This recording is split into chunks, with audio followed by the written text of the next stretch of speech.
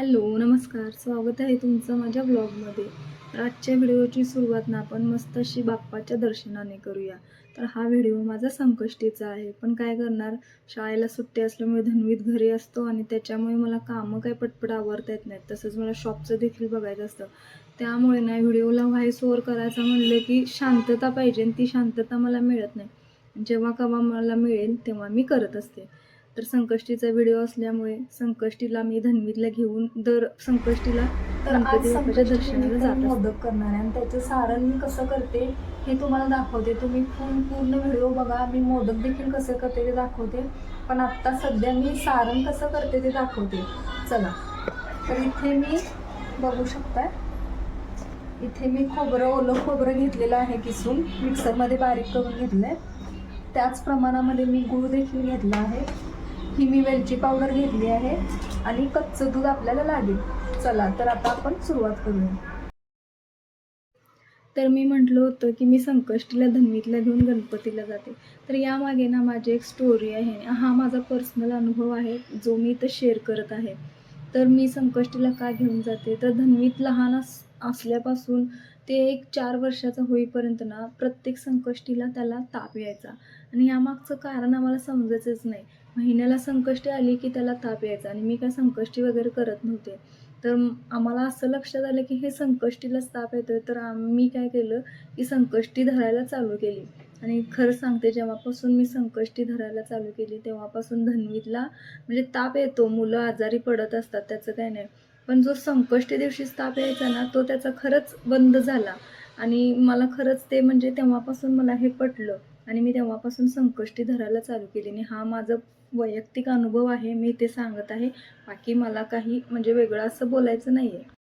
सध्या ना माझी घरातील खूप अशी कामं आहेत की ती पेंडिंग असतात, ती होत नाहीत.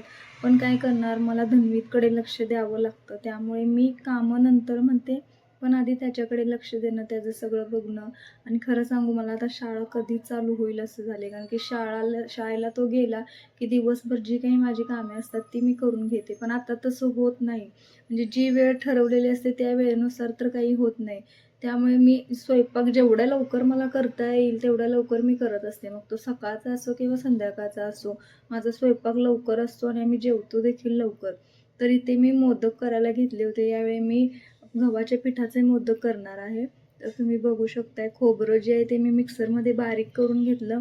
त्याच्यानंतर त्यामध्ये थोडं दूध टाकलं, तूप टाकलं आणि गूळ टाकून ते सगळं मिश्रण व्यवस्थित मी मिक्स करून घेतलं आणि व्यवस्थित भाजून घेतलं. आणि जसजसं तो गूळ मेल्ट होतं तसं मिश्रण आपलं कलर चेंज करतं. आता मला इथे कणिक मळायची होती आणि मी खरं सांगू, जेव्हापासून मी हा आटा मेकर घेतलाय ना, म्हणजे मला अजिबात कंटाळा येत नाही पीठ मळण्याचा. आधी कसं व्हायचं, पीठ घ्यायचं आपलं जे काही आपण ज्याच्यात मळतो ते, पुन्हा त्यात मीठ पाणी वगैरे टाकून ते हातानं सगळं करायचं. खरोखर ते कंटाळवाणं वाटायचं. पण जेव्हापासून आटा मेकर घेतलाय ना, अगदी 5 मिनिटाच्या पण आत माझं पीठ मळून होतंय. मग ते जास्तीत जास्त 10 चपात्यापर्यंत तर मी पीठ मळून घेत असते. त्यामुळे ना खूप इझी काम झालंय. आणि ते मला मोदकासाठी आणि घरात जे काही चपात्या लागतात त्याच्यासाठी मी ते पीठ मळून घेतलं.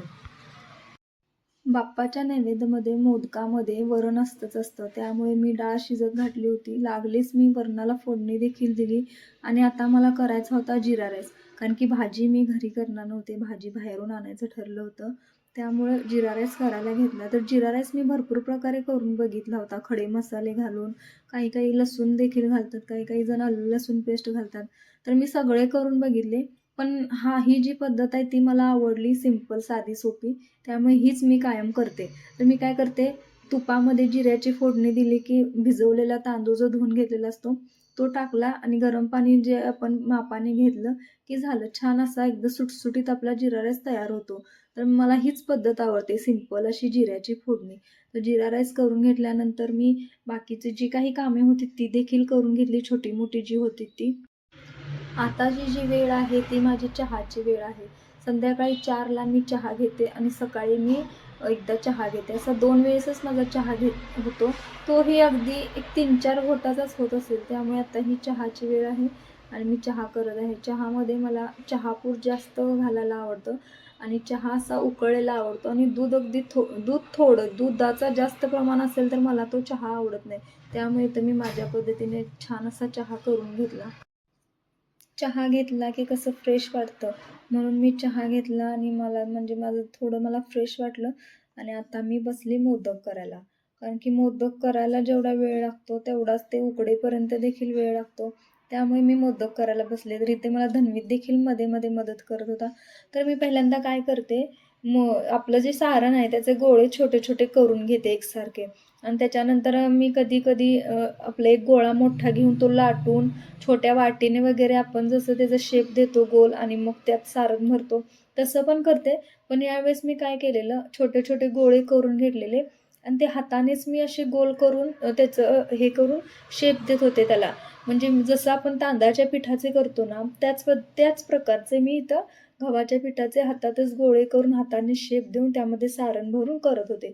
तर अशा प्रकारे करायला थोडा वेळ लागतो, कारण की ह्या दोन्ही पद्धतीमध्ये मी बघितलं की जे आपण लाटून टोपण वगैरे मारून जे गोल आकार काढतो, ते सोपं जातं. पण या गोष्टीला थोडासा वेळ लागतो. जसं आपण तांदळाचे करतो ना, तसं जर येतं गव्हाच्या पिठाचे, तर वेळ लागतो. त्यामुळे दोन्ही पद्धती सोप्या आहेत.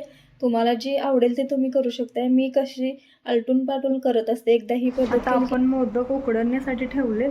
तोपर्यंत मी बाकीची कामं, भांडी वगैरे करून घेते. थोडं झाडलोट करते, म्हणजे आपल्याला नैवेद्य दाखवायला बरं पडतं. तर भांडी घासायच्या आधी सगळी कामे आवरलेली पाहिजेत, म्हणून मी पापड वगैरे जे तळायचं होतं ते तळून घेतलं. शिल्लक जे काही आपला स्वयंपाक असतो तो काढून घेऊन ती देखील भांडी रिकामी केली. म्हणजे कसं एकदम सगळी भांडी घासलं की बरं पडतं. नंतर मग 1-2 ताट असेल तर ते घासायला एवढं काय आपल्याला अवघड वाटत नाही.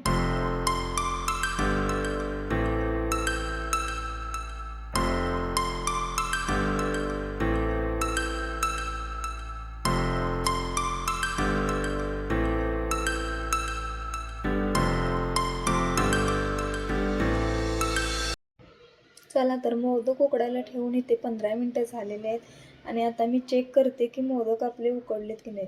तर मोदक अगदी छान उकडलेले आहेत आणि ते मी आता काढून घेते आणि बाप्पाची आरती, नैवेद्य वगैरे सर्व जे काही माझं कामे आहे ती करून घेते, म्हणजे मला उपवास सोडायला बरं पडेल.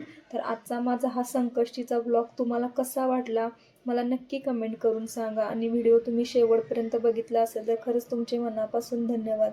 आणि असेच माझे व्हिडिओ बघत चला आणि चॅनलला सबस्क्राईब केलं नसेल तर जरूर माझ्या चॅनलला सबस्क्राईब करा आणि व्हिडिओ आवडला असेल तर एक लाईक नक्की करा. तर मी आता सगळं माझं आवरून घेते आणि व्हिडिओला इथेच मी स्टॉप करते. थँक्यू.